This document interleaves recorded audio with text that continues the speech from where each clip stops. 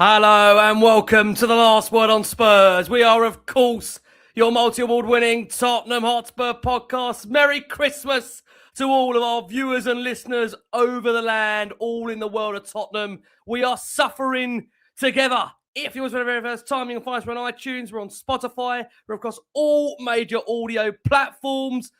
We are here for the final time before Christmas. Yes, I know what you're thinking. It's been a long, long year. Think about the guests having to contribute to this mess. Back on the show, we've got Billy T in the house. Tweets are being drafted. Tweets are getting readied for 2026. Ash is back from the SpursKings. As enthusiastic as Ash has been, God, this club has been testing so far this season. One man who's got made an X account on the finances that tells you everything you need to know about how crazy this club is. Connor's back from leaving Norwich 1882, and 2026 could be even crazier for him. I want to say at the top of the show, we know we're also very much the latest Tottenham podcast to start, but you've also made us our most watched and most listened to Tottenham podcast around the world. Thank you ever so much for all your incredible support for the show, whether you listen, whether you watch, however you tune into the show.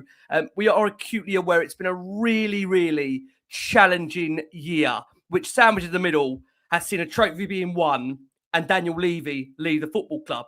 And still, we're in a mess and we're not happy. How crazy is that? So thank you ever so much for all your support for the show. We're here to look ahead to Crystal Palace to come for Tottenham, which quite unique for us. We've got Boxing Day off, so they can't ruin our Christmas at least.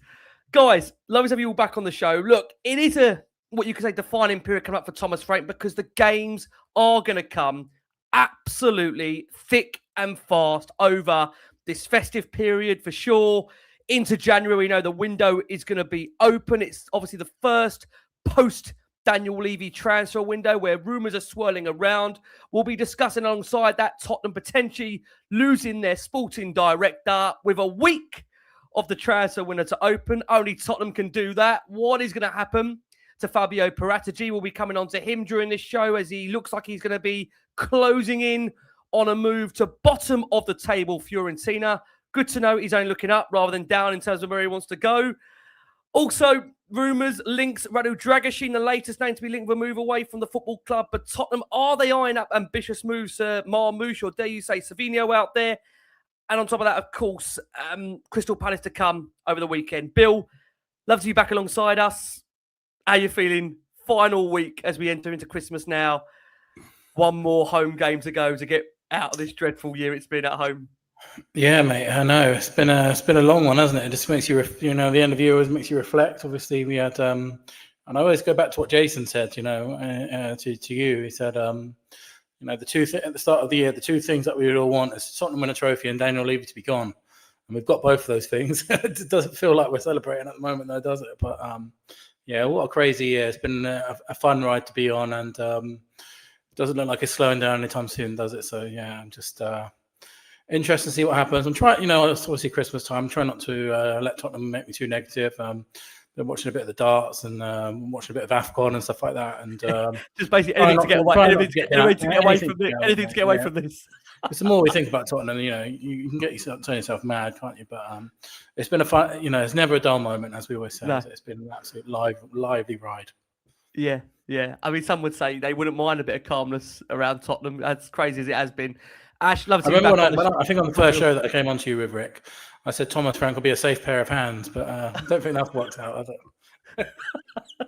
I mean, look, to be fair, there's a degree of safety. By the fact that even I don't know where safety is even anymore with Tottenham. Even I'm quite sure where I'm going to go with that statement in terms of safety. I'm not sure. Ash, love to see you back alongside us. I mean, it's been crazy chaotic. Actually, the year itself won a trophy. Daniel Levy's gone. And like we said, we're still not happy and roll on 2026. Can't be worse than 2025 in terms of domestically outside the Europa League, right? It's been a roller coaster of a year, I have to admit, of the highs and lows. Who would have thought we would have seen the high road packed full of Spurs fans celebrating that Europa Cup final and the club finally realizing that we are a big club. Do you know what I mean? I thought that was massive for us. Very important to let the media know as well, because I think a lot of people didn't respect us. And I thought the fans deserved it. After 17 years, a long year wait, we finally, christened that trophy cabinet, which was long awaited. It was looking a bit dusty, if I was being honest. But yeah, we got there in the end. And then, as you said before, guys, Levy's gone. He's been there for 20 plus years, and finally, we're gonna look forward to a window, and we can judge the club and see how they move off the back of that. Absolutely. Was it fault or was it the club's fault? Let's find out. That's what I'm at. We're going to see minus one of the two sporting directors only appointed a couple of months ago. Just normal life at Tottenham, really normal life. One man who's been drafted in the last year or so at last, and so we've loved having him on here. I think maybe you can't quite believe some of the shows he's come on to cover on here. We've got Connor back. Con, how are you? Lovely to have you here, mate. Tottenham, eh? You can't make it up? Can't make this club up? I know, mate. Yeah, I'm good. I'm good. Yeah, it's been a mad year, 2025 for sure. I mean, I started my Twitter account in April, I think it was. So yeah, only been on this community and this scene for 8 months or so, and it's yeah, as you say, there's been a lot to talk about for sure. I think we were all hoping for some stability and some calm, but that still hasn't come, has it? And I don't think it is going to come anytime soon. But yeah, it's been great to be on the shows. Great to be on with Bill and Ash. This is becoming quite the regular foursome. So good to be back on again. I think you've been busier, mate, since Levy's gone, haven't you? Like, I thought, you got an account dedicated to Levy, but you've had more interest since he's gone. Indeed. Make that make sense. Make that make sense. Honestly, just crazy. Look, it's been an interesting week because, to be fair, many would have looked at the Liverpool game and would have thought that's a spirited display from Tottenham, maybe something to build on.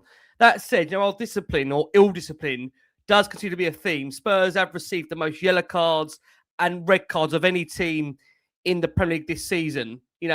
Liverpool's now gone. It's far away, right? I mean, we know, what that means in terms of how bad the stats have been over the league form. Our 5th of the season of a defeat at home, 11th of 2025, the most of a calendar year for Tottenham. That's got to change. You have to feel going into 2026. And, on Frank at the moment, because I don't want to spend too much time on Frank, I want to try and keep it a little bit upbeat because it is our final show before Christmas.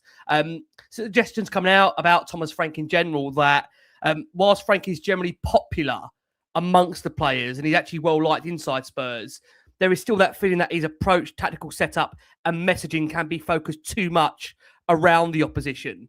Now, look, hardly any managers and head coaches have had a chance to build a squad without, doubters or frustrated individuals, but it feels still out there. Frank needs to fully win over all of those that he intends to build a team around and a squad around. And that may involve having to tweak his approach and messaging to concentrate more on the strengths of his players, or Spurs will have to simply win more games under his instruction to maybe convert, as Andrew would call it, the non-believers, the believers. Because if those doubts do begin to grow, and I'm sure they're, like again, we've said those doubts are there already from the fan base, then Frank could find himself in real trouble. Frank has been speaking ahead of the press conference ahead of Crystal Palace. Frank says he sees a lot of good things that the players have improved on. And it's all about how we can now create consistent performances day in, day out. And that's the things we're working on every single day. He says we enforce good messages, good habits, and that you can instill that in training. He's given his players a day off on Christmas Day. The squad had the Sunday and the Monday off after the defeat to Liverpool. The players trained on the Tuesday. They will train on Christmas Eve. And 1 week later on Boxing Day as preparations for the Palace game do ramp up. Bill, I'm just going to touch on him for a very quick second. I'm not sure if you've actually zoned out of the press conferences now. I still have to listen and watch every one of them just in case anything out there does get said and we have to bring it to the show's attention.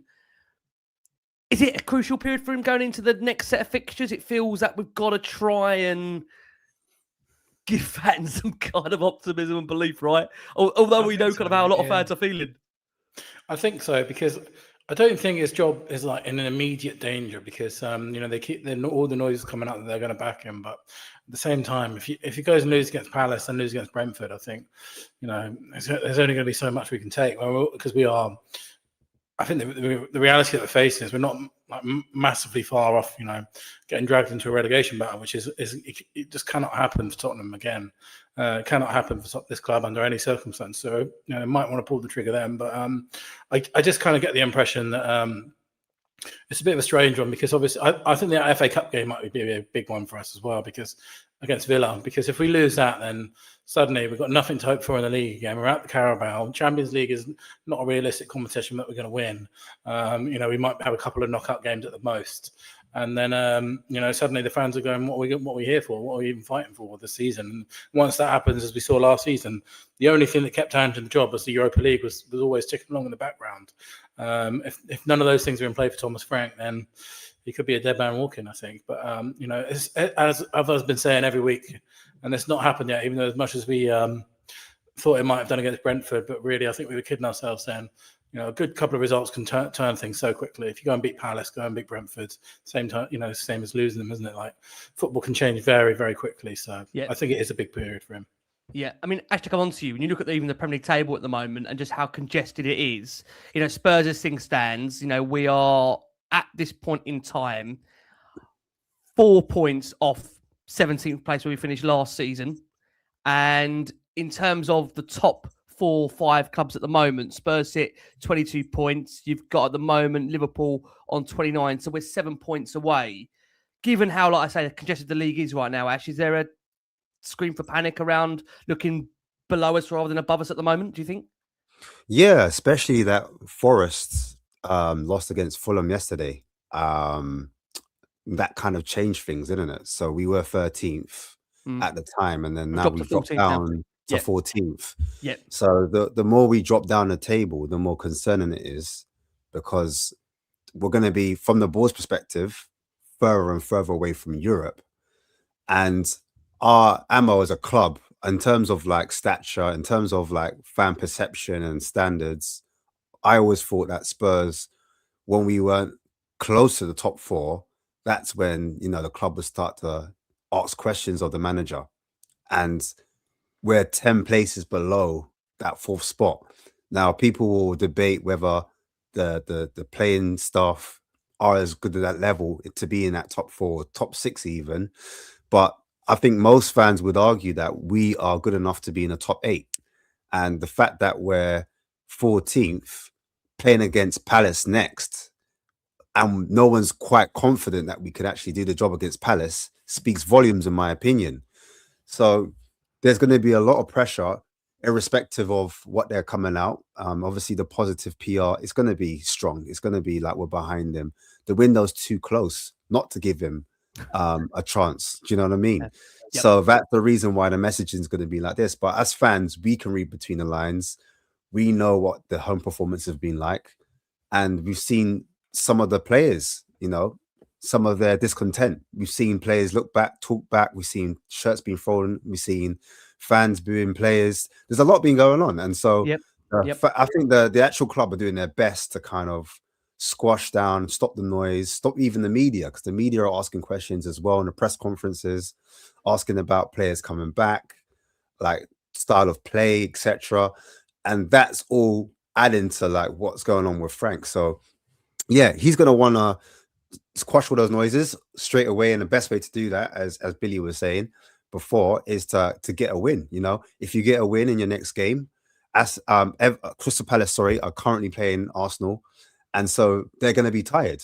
They've lost one of their players in Min-hyeok, their right back. Yep. He's quite essential to the way they play, the way they go on the front foot. So he's probably one of the best fullbacks in the league at the moment in terms of form. So they're going to be missing him.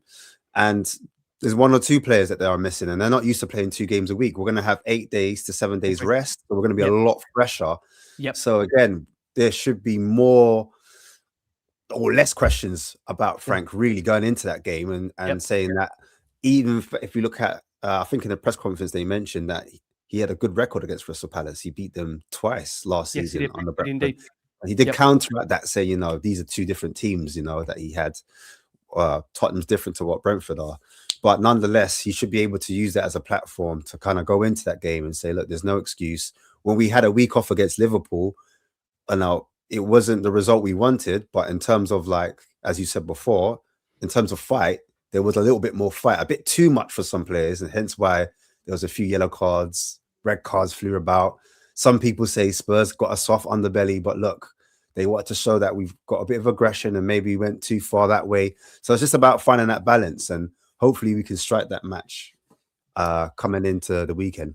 Yeah, I hope we can. I mean, Con bringing you in, and it does feel at the moment that everything about Spurs to a lot of people out there just gives them an absolute migraine. We're closer to 17th than Europe. We're all for at home. There feels like a degree of a lack of creativity. We're losing for fun. We're considering bucket loads at the moment. Expensive tickets, pretty much boring football. Fans do have every right to be furious. It does feel a complete utter mess. Can you give fans any hope for 2026, or is it more pain to continue? I keep thinking it's going to get better before it gets. I keep thinking it's going to get worse before it gets better. The problem is, I can't tell when it's going to get better at the moment. I just keep thinking it's going to get worse. The news is worse. I think you're right, Rick. I mean, I was going to just respond "Merry Christmas" to what you just said because it felt apt. I mean, it's I was thinking as you guys were chatting, I was thinking in my head, what was going to be my next sort of bit of speech, and I was just thinking, and I was just thinking to myself, I don't go into any game feeling confident now. A single game in the Premier League. Even if we're playing Burnley at home, I wouldn't say, I go into that feeling we're definitely going to win. We should win against Burnley at home, but I don't feel. Whereas, it was only a short 6 years ago, or just over under Poch, where I went into every game, particularly at home, thinking 100%. We were going to win.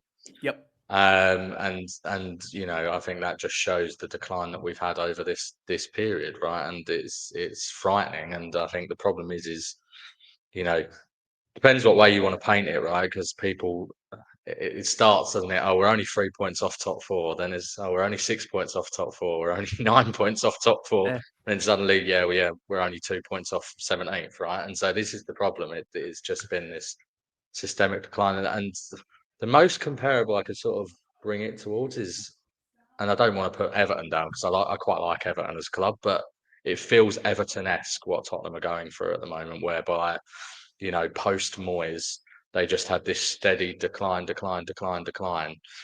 then being in relegation battles. And, I think the problem for Everton was they were throwing bad money after bad money on terrible recruitment decisions. It all feels very similar to what we've done, right? Unfortunately for Everton, they then got themselves into a bigger mess because they then had financial fair play issues. Thankfully, we don't have that, so we do have the ability to spend our way out of this to get ourselves to where we need to be again. But unfortunately, I think the jury's still out on whether this rebrand of ENIC is actually going to do that in the Lewis family, and we need to see. But what I would say about it is it's not a great start for them, right? And I know we're going to come on to Paratici, so I don't want to steal the thunder on that point already. But what I think you're seeing play out in front of all of our eyes is this is what happens when a ownership of a football club does not have a plan and does not prioritize or care about what happens to the football club, and you no longer have Son and Kane to paper over those cracks. And you're just seeing that play out in front of us, and that's why we're seeing this gradual, just structural decline that's going on and on and on. And every time we talk about it and we say it can't get any worse, it can. And this is what it keeps doing over and over again, right? And I think the problem for us is January window is difficult no matter what the view is, and we do need to do something in January just to try and get some new blood in, some new life into the club, and perhaps we'll have our Benton Kulisevsky moment that helps kick us on to Champions League, that at least gets us up the table a bit if we can get one or two in. But unfortunately, I think this is going to be a real long burn out of this because when you've made that many mistakes for that many years, there's no quick fix to that. There isn't, Com. There isn't indeed. I mean, all we can do is hope, at some point it's going to change. Before we come on to someone that looks like is leaving, let's talk about someone that has left. We'll come to you, Bill. That one, of course, is highly rated assistant head coach Matty Wells. He's left Spurs to become the new head coach of the Colorado Rapids, who are run by Arsenal's owners, Kroenke Sports and Entertainment. Tottenham will replace Matt Wells in due course. That's been confirmed by Thomas Frank, whose specific area of coaching was the defence, and how they do so will prove crucial to Frank. Now, although Wells was seen from the outside as a club coach because he was at Spurs before Frank arrived, he was actually interviewed for this job by Frank after his appointment. So it's expected that Frank will also interview Wells' successor. But I suppose the big question will be actually on this, Bill, to ask you, will it be his pick? Will it be the club's pick with Frank's approval? Because Tottenham are renowned for having club coaches. So that's even an interesting question to begin with, Bill. What do you reckon on that for you in terms of how they go about that? I've already seen a couple of rumours flying around that Ryan Mason might be back in of a shout because, he's under massive pressure at West Brom, isn't he? So, that could be something to look out for. I know in the past, Tottenham have always pushed, essentially Ryan Mason onto, the other managers that we've had. He's worked with our last 3-4 managers, hasn't he? Matt Wells seems to be stepping into that sort of role. But there's no one really left at the moment, is there, to take that on? I know we've got some pretty highly regarded youth managers that seem to do well at their respective levels, but they'll probably stay where they are because they're doing a good job of it. So there's no one really to fit the bill. So I'll be interested to see what happens. I think, I'm not massively concerned because apparently he's our defensive coach, and we've been a bit of a shambles this year defensively. I think he was really highly regarded with the players. Obviously, when Son left, there's huge outpouring from Wales, and Son seems to really like him. The players seem to really like him, and my concern would be, it's another sort of example of us losing a bit of our identity, isn't it? Because I believe he's from a Tottenham family, right? I think his grandparent played for Tottenham. Yeah, Clive. I think Cliff Jones, isn't it? He's great uncle. Yeah, that's it. It's Tottenham family, Tottenham through and through, and then you kind of. You're now at a point where, we've got a sort of every week we're hiring someone different from Man City or somewhere else, and slowly the Tottenhamness is eroding. But, some might say that's a good thing, the way that we're going at the moment. But, I do worry a little bit about losing our identity, but maybe, fresh ideas is good because I think, whatever's happening at the moment, I don't think any of our coaches could be seen as highly regarded because of how badly coached we look as an outfit. So it'd be interesting to see, maybe someone fresh might be a good thing. Yeah. What I found absolutely very fascinating coming to you, Ash, was, if anyone's seen it, I don't know if they have, Matty Wells done his first in-house interview with the Colorado Rapids. And he said about wanting to be dominant with the ball, be very much kind of front foot positive. And I was thinking, God, we could do with a coach like that. He's gone off to the Colorado Rapids. I mean, what do you make of it all, Ash? I got to pick up what Billy said there. Could you imagine the mood? I mean, it's with no disrespect to Ryan Mason, he's been Spurs through and through. But what the mood be if they bring, if Ryan Mason was to get sacked by West, they brought him back? What would that look like? No, that's bad PR. You've got to read the room. You can't bring him back. Mason, who everyone was like, look, as soon as we get a coach sacked, then good old Mason's gonna jump in. We need to move forward. Need to look past it, and just to go back to the point where. We might need to look for another coach. We've got quite a few coaches at the club already, in my opinion. If I look at the coaching staff, when they show the picture inside the training facilities, there's a good 5 or 6 coaches right there. So why do we need to hire another one? All it means is the coaches that we have right now will have slightly more responsibility. Yep. So I'm looking at coaches like Fabian Otte, Andreas Georgeson, and Justin Cochran. Yep. So I remember Frank saying, those are the type of coaches that could take on a little bit more responsibilities. There's going to be no problems there. So the attacking coach and Justin will take on a bit more, and Georgeson will take on a bit more defensive responsibility. And it's as simple as that. And remember, they all came from Brentford, so they all know each other. Matty was he was the one that knew the club, so it was almost like a perfect handover. Getting to know the club, know the players, etc., etc. I think Matty Wells' comments there was probably because under the time under Ange, he might have been influenced quite a bit because he took over our previous coach. Yeah. I forgot his name now. It's just gone out of my head. Chris Richards, is it? No, Chris Richards. Chris Davies. Chris Davies, the former academy coach, and obviously him and Ange fell out because of defensive, disagreements, and he went off to Birmingham and he did his thing, and then obviously Matty Wells stepped up as the defensive coach there, and they obviously formed a good relationship, and they took it from there. But you look at what Matty Wells has done for us. He was obviously under 18s, and then from under 18s, assistant coach, he went into under 19s and then under 23s, caretaker manager at the time. And then he went over with Scott Parker, who knows him very well. He went down to Bournemouth, I believe. Sorry, Fulham. And then from Fulham to Bournemouth. And then they did a little stint at Club Brugge. So I think ever since then, he's been a number 2 and he's probably been vying for a number 1. He's like, he wanted to have his own. He's had different influences in terms of Scott Parker's very defensive and just more front-footed. And now, of course, he's with Frank. He's wanted to take his own managerial style, take that to Colorado. But I don't think that's a massive concern for Spurs, in my opinion. I think there's more than enough coaches in the actual team that we should be able to kick on, in my opinion. Con, let's bring you in. Frank has said he definitely wants to bring in a replacement for Matty Wells and discusses the impact of his departure.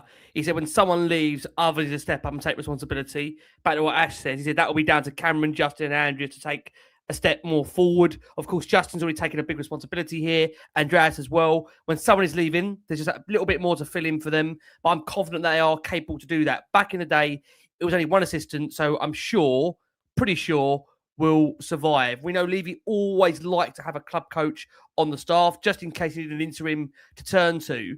I just want to back to what I said there earlier, how much influence Frank will have over the choice of replacements. He's made it clear he wants a replacement. What do you think in your mind in regards to that? Because there has been suggestions, as Billy said there, that if Ryan Mason was to be let go by West Brom, Tottenham would be interested in bringing him back. What do you make of that? We just need Con to unmute from his end. He probably can't believe it himself. Yeah. I agree with a lot of what the guys are saying. I mean, it's par for the course a little bit with coaches, isn't it? Particularly young coaches who potentially want to become managers, that, you know, that's going to happen at some point. You would hope, if they're any good, that they're going to go and get a job as a manager somewhere, right? So you sort of expect that they're going to go and as Ash says, we do have a number now, so you would hope that it's not going to be that dramatic. And to be honest, given how bad we've been, how dramatic can it be him leaving anyway? Well, we'll find out. Would be my cynical view. I don't know what my sort of view is on this whole club coach thing, to be honest, because part of me thinks if there's one thing the manager should really have control over, it's who's in their coaching team, right? I would agree. Part of me thinks, you know, I always found it a little bit weird that with Ange, not to bring up Ange and trigger certain people in the chat, but that he didn't seem to have like those stable people that he took with him everywhere he went. Yeah, rocked up by himself. He rocked up by himself. Yeah, rocked up by himself. So yeah, for me it feels a bit odd.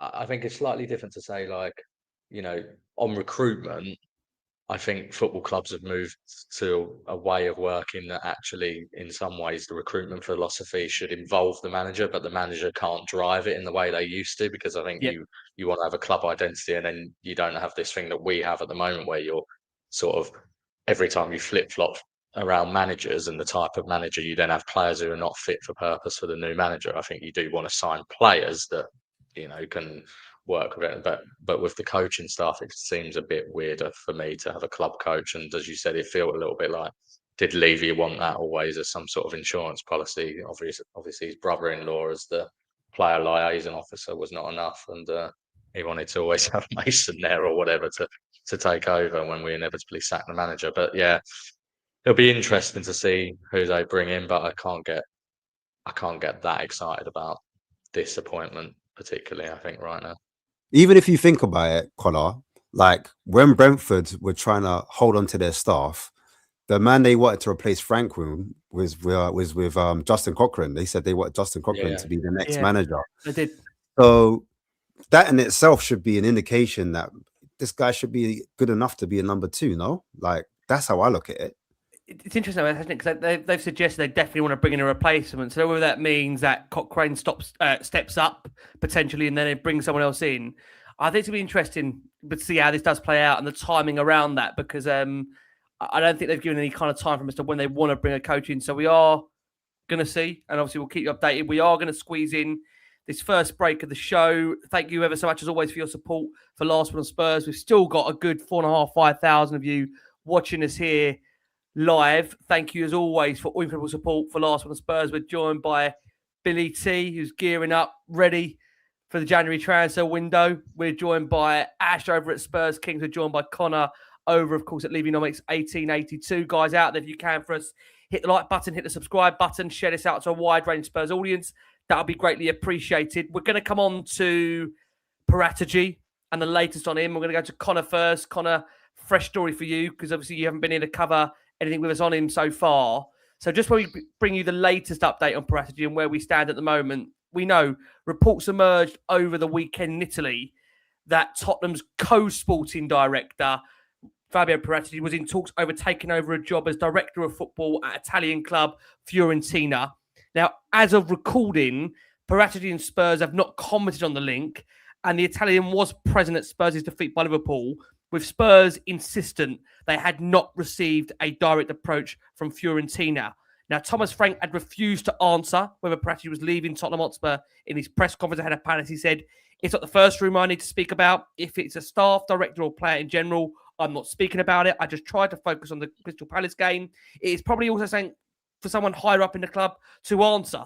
Now, Paratici was only formally reappointed by Spurs in October, of course, having worked as a contracted consultant for the club during his ban from football. He was rehired as a co-sporting director along, of course, Johan Lang.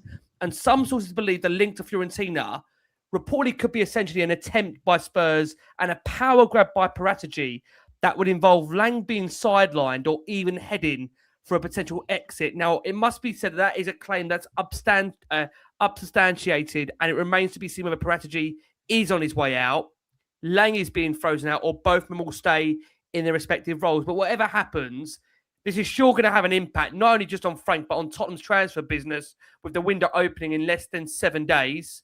Connor, give us your reaction to this. Paratici leaving potentially Tottenham to join bottom of the table Fiorentina, who look more likely to be relegated than stay up. I mean, how bad must it be if this guy's wanting to get out of Tottenham? How bad must it be there to want to get out?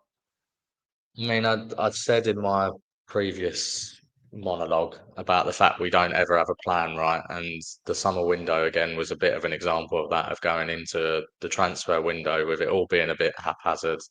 You know, I think I've given the example before. We must be the only big six football club who has to loan players because we don't have this clear plan of, look, these are our priority positions and this is who we're going to sign in those positions and this is the big money transfer we're going to make.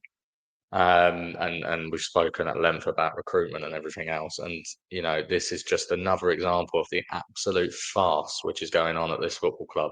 I mean, to start with, the fact that we hired him very originally with what was a very murky criminal effectively past.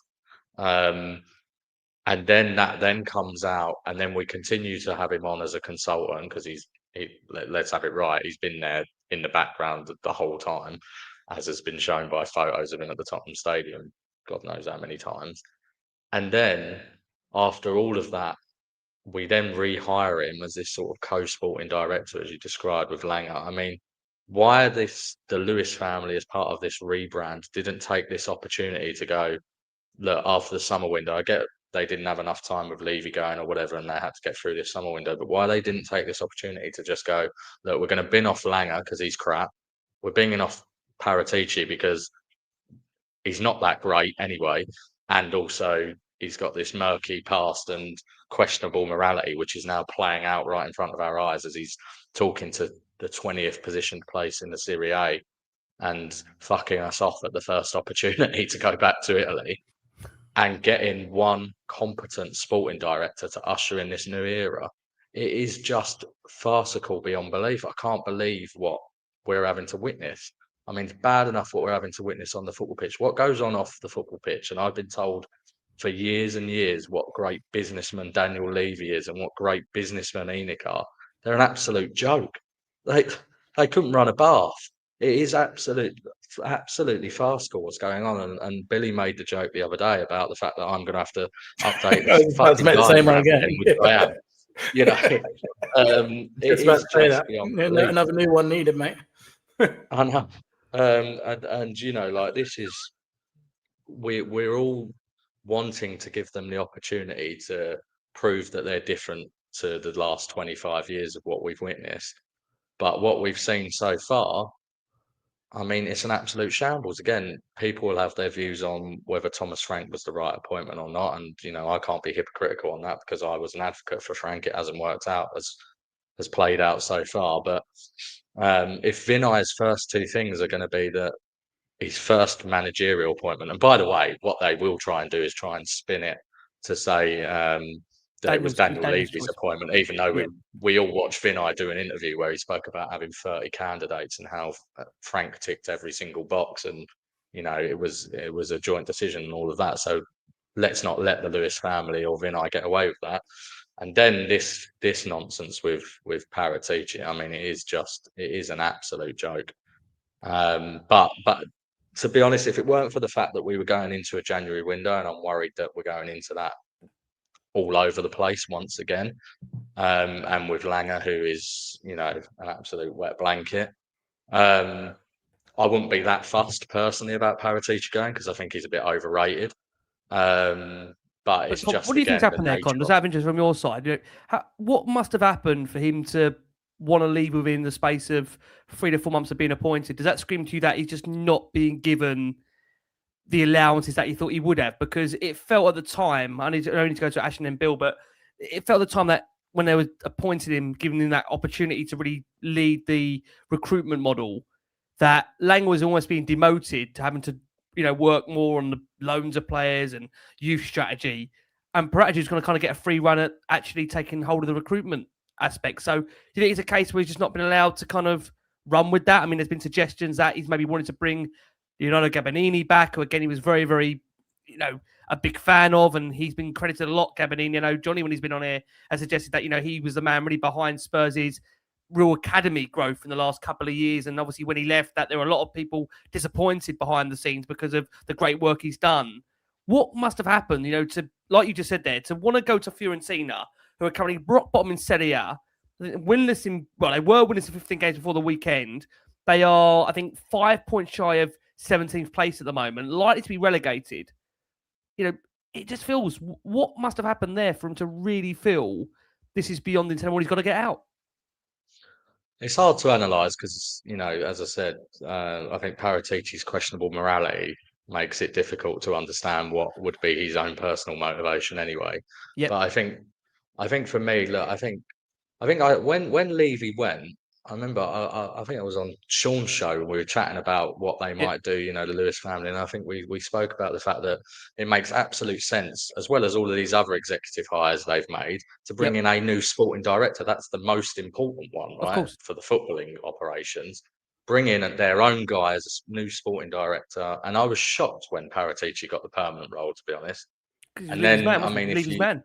Yeah, exactly. It was Levy's man. I thought that was the perfect opportunity. I didn't think that the Lewis family or Vinay would want to get their hands dirty with that either, right? In terms of that with Paratici past, and so I thought it would be a clean break. So I was very surprised that he was hired. I mean, it now transpires, if you believe some of the stuff on Twitter, that the role was already offered to Paratici, and therefore it would have been more expensive for us to then come out of it, and perhaps that's what's playing here instead. But for me, again, if that's the case, that's not an excuse either, right? Because that just, again, tells me that we're making decisions based on, short-term money implications rather than what's best for the club longer term. And so, yeah, God knows what's played out. It could also be the whole, this co-sporting director nonsense with two people with very different ways of working, mentalities, ethoses. But yeah, to me, it seemed doomed to fail from day one. I'm shocked it's happened this quickly. But it's baffling all round once again, and we're the ones that suffer because we're 9 days out from the transfer window opening. We're talking about the co-sporting director who was hired 2 months ago leaving. It's an absolute joke. Predominantly for the recruitment model, to do the job. Yeah. We'll have to wait and see whether that has got any link entwined with Rafi Mawson, who's expected to come in as the head of football operations for Tottenham, whether those two links or two roles are entwined. Ash, let me bring you in. This will be the first transfer window post the Levy era, the first with Frank under the full control of the Lewis family. I think it's been, again, a lot of noise around the fact Spurs are looking to recruit. They need to do business. They, expect to do business, despite how notoriously difficult a month January is. But it feels that, we also need to try and move players on. There's been continuous links to Brennan Johnson. Ironically, to Crystal Palace, who are playing this weekend. Yves Bissouma, you'd imagine they're going to try and also facilitate a move for, whether they're going to chop his wages, whether they're going to find a way of getting him out. But also there's been links to Radu Drăgușin potentially going out the door, Ash, just to bring him in on that player there. Drăgușin, of course, we know has been really affected during his time at Spurs with injury, currently at the moment.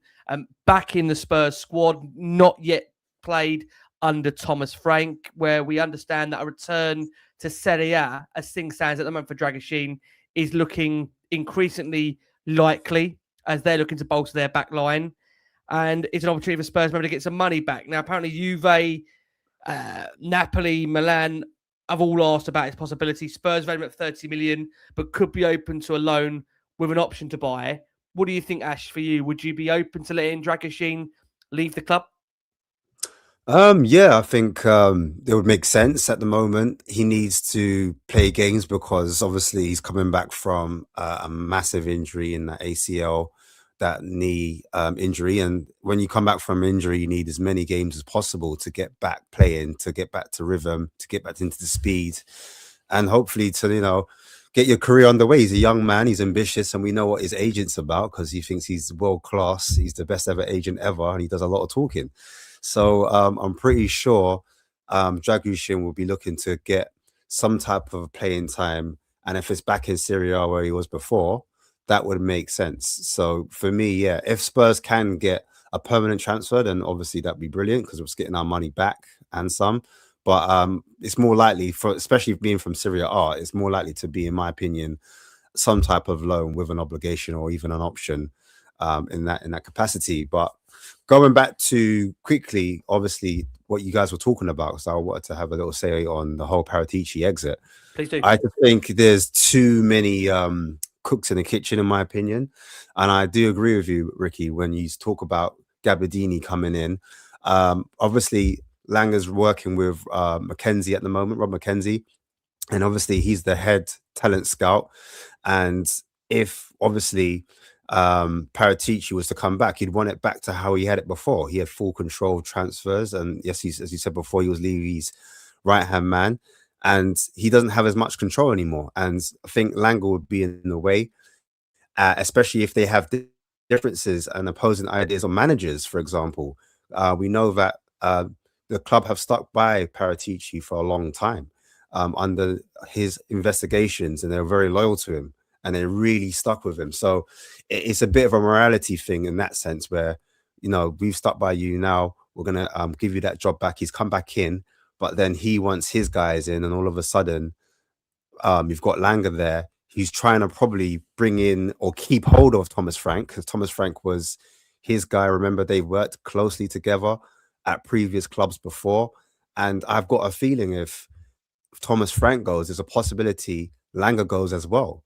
And so if you look at that possibility, then maybe that's the reason why there's a clash with Paratici and Langer, because Paratici probably wants a different manager in or a different coach. He maybe wants to move in a different direction. There might be players that he's looked at from Serie A and said, yeah, these are the players that I think would improve the squad.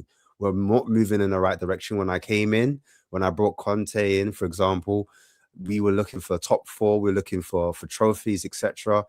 And since I've come out the club, he may feel that the club's been going in the wrong direction. And so maybe that's where the disparity is. But it's interesting because, again, Bergvall, that he's also another player that's been eyed. And there's been a light rumor.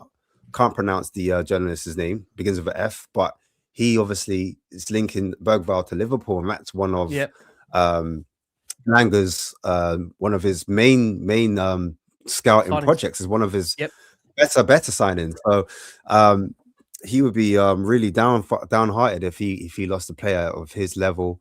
That would show maybe a failure on his side. But yeah, that's what I'm gonna say on it, because I'm sure Billy's got a lot to say as well. I don't want to take up too much of the time, guys. Yeah, no, it's fine, actually. I'm glad you bring up Lucas Bergvall there. There has been this ominous link to him, to Liverpool. Now, I mean, you mentioned it there. He's been, one of Langer's, you'd say, successes. But again, I think again with Bergvall, I think good young player. We're yet to see the best of Bergvall in a Spurs shirt. Had a great season last season for Tottenham, definitely in the second half of the season. Again, I think if Tottenham's squad was a lot stronger and where it might have been a few years ago, certainly under the Poch era, I think I'd be looking to get Lucas Bergvall alone. I'd be looking to get Archie Gray alone and getting regular first-team football. That's not to do down their quality. I just think those guys there need to be playing regular football, and I think he's got a big, big future ahead of him, Bergvall. But from what we understand, Spurs sort of really shut that down from Tottenham's end. They see him very much as being one of their key players for the future. And whilst there might be an acceptance down the line, Spurs may need to sell him. They'll have ambitions of their own to try and keep Bergvall for a lot longer than just the season and a half they've had him. Bill, I want to ask you about one player that's been linked to the club, or a couple if you want to touch upon them both. We've seen 2 links to 2 different Man City players in the last couple of days ahead of the January transfer window. One being Omar Marmoush, who is seen as a versatile option to bolster Spurs' attack. He's a player that can play both out and wide and centrally. He struggled for real regular opportunities under Pep Guardiola. Only 206 minutes of Premier League football across the 10 appearances so far. He's currently away at AFCON at the moment, having only made 4 starts across all comps, scoring once. Spurs are believed to be big admirers of him. He demonstrated his talent in the Bundesliga with Eintracht Frankfurt, where he registered an impressive 37 goals, 20 assists, and just 67 appearances, which caught Man City's interest to buying him. And there has been, again, tentative links once again to Savinho due to, it looks like, Semenyo favouring a move to Man City. How hopeful, Bill, should Spurs fans be, do you think, in your opinion, on either player coming to us at the moment? I'll start off with Savinho. I think that's an interesting one just because we had a drawn-out saga in summer. I think he probably wishes that he joined now. Interestingly, he did sign a new contract, didn't he, after it? But now, the fact that he's sort of not hit the ground running this season again, in and out the team. I know he started a couple of Champions League games, got man of the match. But again, he's in and out the team. Do you not want to be that? No player wants to be that this season when there's a World Cup year, especially someone who's probably right on the fringe of being a Brazil player and right on the fringe of being missing out on the World Cup. So I'm sure he'd be happy to join Tottenham. I'd be a little bit concerned with him because of his output. I think we need, our front four is so lacking in goals that we need someone who's going to score goals. And in the summer, I was really up for it because I just thought if Kudus and Savinho either side of a striker, then, fantastic. But at the moment, I just think we're badly lacking firepower, and I'm not sure Savinho is the answer to that. On the flip side, I would say it's clearly a player that Thomas Frank wants, and I always believe that, even if I'm not a particular fan of Thomas Frank, then I think a manager should be backed with the players that they want. So maybe that's there. Marmoush is a really interesting one for me because he's a player that I really wanted before we went to Man City. And that is goals. And that is he can play on the left wing, but he's much more of a central striker. And I think we badly need an upgrade there. I think Moani has been impressive with what he's done, but, no goals and no assists in 600 Premier League minutes is, you have to be seriously worrying about that. So I think we badly lack firepower. And I think of the two, if I could, I'd love to sign Marmoush. I think he's on a really high wages and he's really highly regarded player. And I don't think for either of them, if you don't make it in Man City, I don't think that's a particular slight on anyone because it's so hard to make it there. Jeremy Doku, he's probably the best winger in the league at the moment, struggled for a couple of years before he really broke through. Even players like Foden and stuff are in and out the team. With Pep, it's so hard to be a Pep regular starter unless you're Haaland. He's, a very difficult manager to win over in that way as he keeps coming up with comments every week about different players. And, even Cherky, who for me looks like the best player in the league at the moment, Pep's slating him every week in the presser. So you never know what Pep's going to do. So I take either of them for sure. Marmoush would be my pick if I could choose one. But I think you could probably argue that maybe we do need a left winger more than a striker. So Savinho might be there. But I think, we're desperate for a bit of improving that front four because it's really lacking at the moment. Yeah. Before I come on to Ash, I'm sure he's going to give us a lot of rundown on their particular specification and quality of the players. Connor, do you feel Spurs can still, in all due respect, persuade players of that quality to come? I'm more looking at Marmoush than Savinho because, like I think Billy touched upon there, I'm not really massively impressed by the output of Savinho. Got to be honest with you, Marmoush looks the better player. But I mean, I'm not saying beggars can't be choosers, but at the moment, I think both of them come in. They probably walk into our first team, given our real lack of quality at the moment. What do you think on both players, Con? Yeah, I agree. I mean, on that specific question about can we sell the club to prospective players anymore? I mean, we all spoke about at length how desperately we needed to sign a left winger in the summer. I think Yep. the benefit we had in the summer was you could sell this story of, oh, look, we've just won the Europa, we're in the Champions League. Yep. Last season was a one-off. It was you could blame Ange if you wanted to. You could say it was because of the injuries. You could say it was because we didn't care about the Premier League. Problem is the longer that carries on, that trajectory of playing like that, and as we're now seeing, that Premier League form has carried on and actually arguably has been worse with players back. It's hard to sell the club to prospective players in the same way, right? Because they just see this decline. And so what is the type of player that you're going to be able to sign? For me, it surprises me City would want to sell Marmoush because they're only a Haaland injury away from who's going to play in the 9, right? So. Is that even with Con? You're thinking even if they get Semenyo, you still, if they were to bring Semenyo in, you still think they'd still want Marmoush there? I think they'd rather sell Savinho. I would think, even with the new contract. I don't know whether that new contract was just about, maybe their agent forced it because he wanted to put some sort of release clause in there that we haven't yet heard about, or we'll see how that ends up playing out. But for me, you would think that they would rather sell Savinho than Marmoush. I know Semenyo could play in the 9, maybe. He's a big guy as well, right? But which to me, to just go back to the type of players I would think that we still have a good chance of signing, and people won't want to hear it because they want us to sign proven players that are going to make an impact straight away. But for me, it's always going to be about those, the likes of Edison and Atalanta, right? Where you just go to Atalanta and you go, look, we can financially bully you because our revenue is 3 times the size of yours. And actually, for you, Edison, we can give you double your wages you're on, right? And we were always going to lose the Semenyo battle, for example, because we're now we were in that with clubs that are not in a complete shambles, right? So because of what's happened over the last 6 or 7 years, our chance of ever beating those types of teams to a signing now, unfortunately, have gone. And clearly we should have been doing that when we were at the top, but we didn't. Let's not revisit all of that.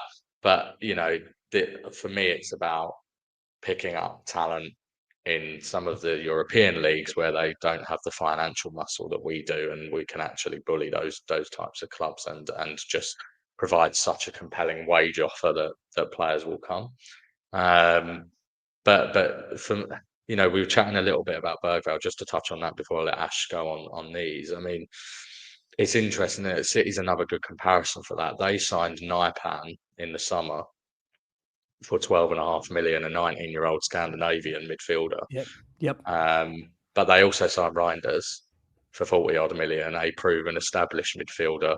They've loaned Naipan out to Middlesbrough, who's actually struggling a bit there. For us, we signed Bergvall and Gray in the same summer.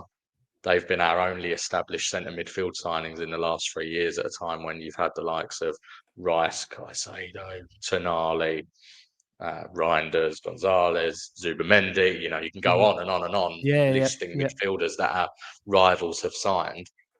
And this is a big problem for us as well. And we're talking now about an attacking position in terms of Savinho and Marmoush, but I think the midfield is such a critical place that we need to strengthen. In my view, we need to. We're not going to do that in January, but it's just very, very, very telling, some of the decisions that we've made in terms of the business and what we now need to do.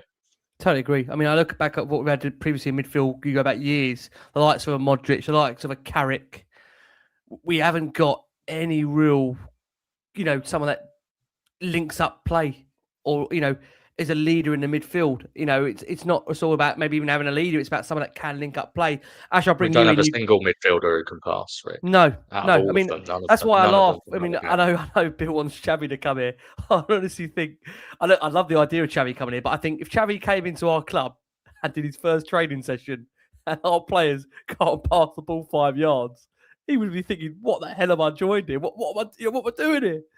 Ash, let me bring you in. You always give us a great rundown on players, and I know you gave us a lot. I feel so bad. Ash gave us such extensive views on Savinho last summer, almost on the daily. And we spent 3 weeks in negotiations and didn't get anywhere with it. I mean, Ash, again, just to go back on that with you, Savinho, Marmoush, what do you make of these links we're hearing at the moment to these two Man City players? Essentially, they're two different profile players. One's like a second striker, I would call him. Marmoush, he played on the left wing, but predominantly as a centre forward or as a centre forward pair with Ekatike at Frankfurt. So they had a wonderful partnership and they racked up over 20 plus goals individually between both of them. So he's a furious player, but in that system, he did play in a very transitional side. So counter-attacking, in other words. So he's a player that thrives in space. When there's space to attack him behind, that's when he comes alive.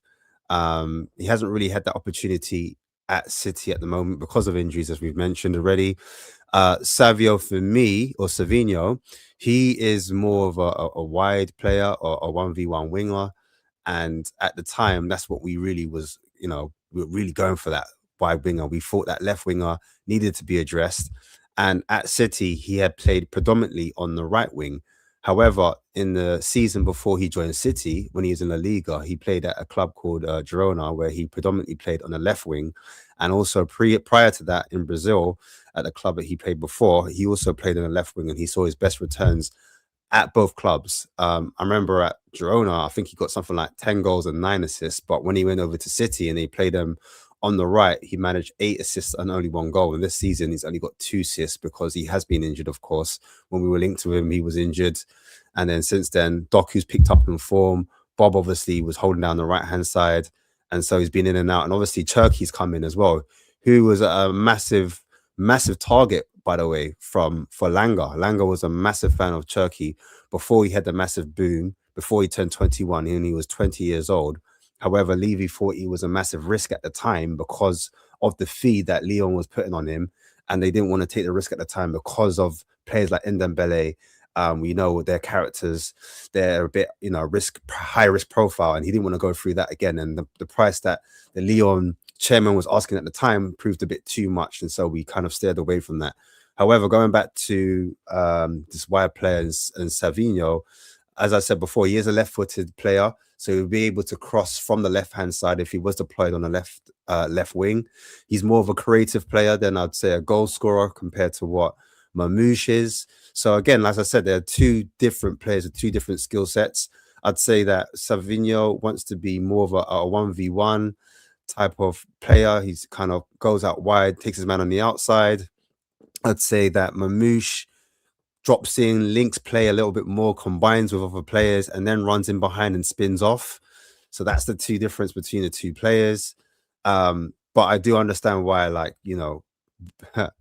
include myself in this, why I would want Marmoush more. His output's far greater than Savinho. Just looking at the past 2 seasons, you can see that Marmoush has a greater trajectory going forward. And again, he's Egypt's #1. And remember Mido, our former striker, he was the one banging to Levy. I know they haven't had a good relationship, but he was telling Levy, please get this guy. He's going to be the next big thing. Trust me, I'm Egyptian. I know, he's a top player, but as I said before, their relationship's not really good. He's called him out quite a few times and he was never going to listen to him. But hey ho, we're here now. And this is the reason why we're looking at Semenyo to go to Man City now. We're like, please City, buy Semenyo. I don't think he'll go to Manchester United because the rumors are is that he might be playing as a wing back, but I guess that would be different because if he did go to Manchester United, they'd probably change his shape, go for a back 4, and they would utilize him as a winger as opposed as a wing back. But either way, we're all hoping that if he does pick a club, it will be Man City, and then that will kind of have a domino effect, and then we're able to get a player. My reservation is, and I think everyone will share this with me on the panel and probably in the chat as well, and listeners listening back on the Spotify or wherever you do listen to it, would be that 70 million is a bit of a risk, and we would much prefer a loan deal, if possible, with Savio or Savinho coming into the club. And that way we could utilize that money on positions, for example, what Connor was saying in that midfield area. We do lack a progressive passer. We do lack someone that can create from different areas of the pitch. And even if we didn't get Savinho or a midfielder, we just need that profile in the club where we're lacking that creativity in wide areas and central areas, especially when Kudos is tag teamed out and we're asking him to do impossible things when, he hasn't got that much time and space on the ball because teams have figured out that's where we want to play. That's where we're going to get most of our bodies down. So that's my opinion on the whole Marmoush and Savinho bid at the moment. Yeah, we're going to see where Spurs go because, like we say, I think it's definitely an area of the pitch that we know Spurs, as we've touched upon their left wing, many felt we should have addressed in the summer. We didn't get in a Min-hyeok replacement. Going to be interesting what Enoch do. It's a big window. Like we said, the first Daniel Levy post-transfer window where fans are expecting business to be done, given where Spurs are in the league right now and given the fact that, of course, Spurs have got participation in the FA Cup and have still obviously got games to come in the Champions League. We are going to go for our final break of the show. For our listeners on audio, we've got Jack on audio from Crystal Palace's 5-year plan or 4-year plan. God, I wish we had a plan. Let's look ahead to Crystal Palace to come for Tottenham, of course, on the weekend. Spurs are going to end 2026 with yet another home game. Can we end it with a win? Thomas Frank, of course, up against Oliver Glasner. It's tense because, like I say, we know Palace have been playing in the League Cup, of course, as well. So it'll be, again, for them, a week where they've had to have 2 games in a week. And like I asked at the start of the show, Palace have really found it difficult when they have had to play twice a week. Now, Tottenham do need a strong Christmas and a New Year to drag themselves up the Premier League table. And they'll hope they can get back to winning ways at the Tottenham Hotspur Stadium against Palace, of course, on the Sunday. Spurs, we've just won one of our last 8 Premier League matches and are in desperate need of a lift after red cards, of course, as Xavi Simons and Christian Romero, both, of course, suspended. The 2 sides are separated by just 4 points in the Premier League table. And look, Palace spent the majority of their season really in and around the top 6, just losing 3 matches up until the back-to-back 3-goal defeats at the hands of Man City and Leeds United, which led questions to whether this Palace side have been really fatigued, given their amount of games they've had so far, of course, with their exploits in the Europa Conference League. We'll come to you if we can, Carl, to begin with. Palace coming to Tottenham. What kind of game, Con, should we expect from Palace, do you think, coming up against Tottenham? Yeah, we're away, aren't we, at Palace? Just to forgive me. I'm losing my mind. I built this build being at home. We're away. Sorry. Why am I putting myself for another home game? So I think, why am I putting myself for another home game? Forgive me. You can tell it's Christmas time. I'm zoning out here. Connor, please forgive me. Take us away. That's all right. Yeah. No. Look, all my in-laws are Palace, so I know. Don't worry. So I'm quite happy it's not Boxing Day, as you say.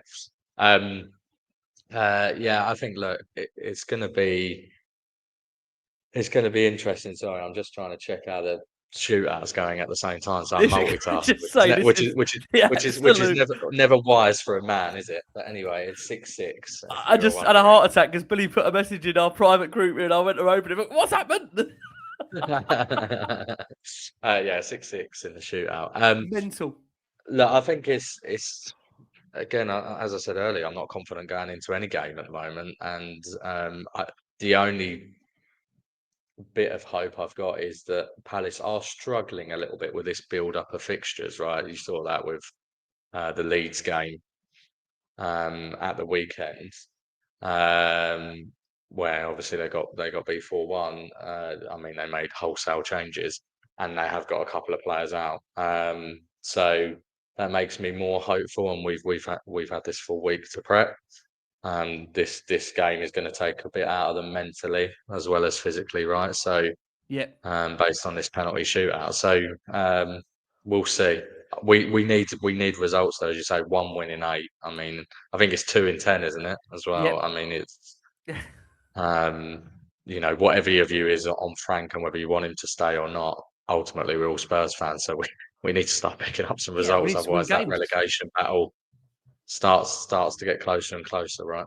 Yeah, I mean, interestingly, Brennan Johnson could potentially feature for the final time as a Spurs player, of course, this weekend, which again is, I mean, again, crazy in terms of the optics of the fact that that guy did win us a Europa League final, and I think, again, we understand everyone's different, feelings on Brennan Johnson. Some feel that maybe he should be playing more. Some feel that he doesn't really contribute much to the team apart from goals. But again, depending on where you play him in the side, that could be a big thing about it. Frank says he won't take anything for granted against Brentford, against Palace after doing the double over them last season. I just wonder, Bill, going into this game, for you, no Christian Romero, no, of course, Xavi Simons. Do you have a concern about where that leadership and creativity is going to come from for this one? Yeah, I do. I think it's obviously a tricky game anyway. It's not the same Palace that we've been used to playing over the last few years. Glasner's done a terrific job there, obviously. And while they're in a bit of a dip of form at the moment, they had a poor result the weekend, but they lost to Man City a week ago. But they were excellent in that game. They were unlucky to come away with a 3-0 loss, which sounds crazy, but everyone knows what Man City are like. And it could be a real tricky game, I think. They've got some fantastic players. They've got Wharton, Mateta, some real star players. Oh, they've just missed a penalty. They've just lost. Yeah. And anyway, it could be a real tricky game. Could be a tricky game. And now, obviously, their heads are going to be down. Yeah. Oh, God. What a season this is becoming. What a season this is becoming. Ash, let's bring you in. Palace at the weekend. They've just obviously got out of the Carabao Cup to Arsenal. So, their heads will be down. But, again, we'll make that point. They've actually struggled, like you said at the start of the show, playing the 2 games a week. This is an advantage for Tottenham. You look at our away form this season. It has slightly dipped off recently. We have to say, at one point we were top of the away form charts. Difficult place to go, Crystal Palace. Again, Selhurst Park, crowd rocking. Going to be another test, right? Going to be another test about how we can get down there. Yeah, no, I mentioned it earlier about their wing backs. They play with a back 3, and then they've got the wing backs in Mitchell, but Munoz is not available. So it'll probably be Nathan Klein that would possibly come in. So maybe there's chance where Jed Spence is a bit more aggressive on that left-hand side and he kind of pushes up. And I think maybe Richarlison might come in after the performance that he had against Liverpool. I think Frank might go back to the double, Moani and Richarlison up top. And he probably put Richarlison on the left. It's weird because I think Odobert gives us a bit more width and a bit more balance when he does play there. So I'm surprised that he hasn't used Odobert or even Tell. Tell's not really getting much of a look in at the moment. But looking at Palace, again, they're struggling to do the 2 games a week. They're not used to it. And their squad's not as deep as Glasner wanted. He's mentioned that in press conferences. He's very open, saying how he's not really happy with the squad at the moment. And we know that he may no longer be there come the end of the season. So things aren't completely rosy. So I think we should take advantage of that. We've had like a whole week plus to kind of, rest. Obviously, like I said before, Frank knows Palace quite well because he did defeat them twice when he did play them at Brentford. And so there should be no excuses, really. There should be no excuses. I think against Liverpool was different because we had 2 men sent off and then there was a bit of a rally at the end. And, you could kind of spin it like, we can't really be mad at Frank. This game now, I don't think there's the same excuse. I know people will try to say Romero's not there, missing his leadership. But to be fair, like he's part of the reason why we didn't get a result against Liverpool, as much as we do love him. But we have to be real, have to call a spade a spade. So now that isn't there. Xavi hasn't had the greatest of seasons. Let's be honest. Like we do like Xavi and what he's about to bring. But again, he's been very inconsistent for us and we want to lean on some of those bigger players. But this game here is a must win, in my opinion. And if he doesn't win this game, it'd be very interesting to see how the board responds, even though we are going to a January window. Especially when it comes to style as well. Style was a massive thing for me, like style of play. And they made a big note of that. We know you want to kind of negate what the opposition are doing, but we want to see against lesser sides, we want to know what style of play we are, what type of team we are, sorry.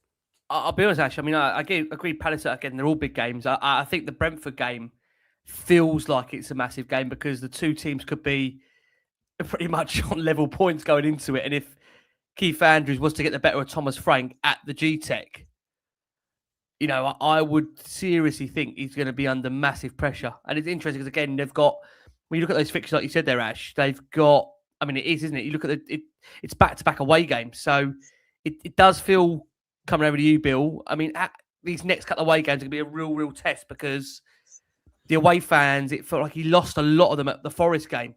So, I mean, how do you feel that's going to play out the next two away games? You're going to have to get, 4 points maybe out of the next two? Well, I think so, mate. And I think, 2 defeats, I think we'll be seriously in big trouble. I think, they're very winnable fixtures on the face of things, but obviously in reality is when you're as bad a form that we're in, no game is winnable on the surface. So, we went to Nottingham Forest last week, a team, in 16th languishing in 16th, 17th. Yeah. Got beat 3-0, and then they go and get beat this weekend by Fulham, who are a very average side, who we also lost to. So, it's difficult, but on paper, that's a pretty decent run of games. Palace, Brentford, and Bournemouth. And I mean, on paper, it's very lucky. We have to win one of those games. Yeah. Because and then you look at the Sunderland, who are absolutely flying and really difficult team to play against at home, and our home form's terrible. Bournemouth, we never know what you're going to get. Bournemouth had a really good result against Man United, but they're winless in 8. But this is a really good chance to put a run of form together. But at the same time, no game looks on paper. I thought, Connor said at the beginning, I'm not particularly confident for any of those games, if I'm being honest.